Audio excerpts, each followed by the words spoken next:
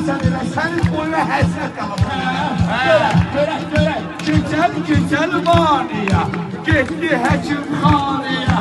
Həkimxana bağlıdır, gecəli başı yağlıdır. Gecəl dedi, vay başım, qazanda qaynar aşım.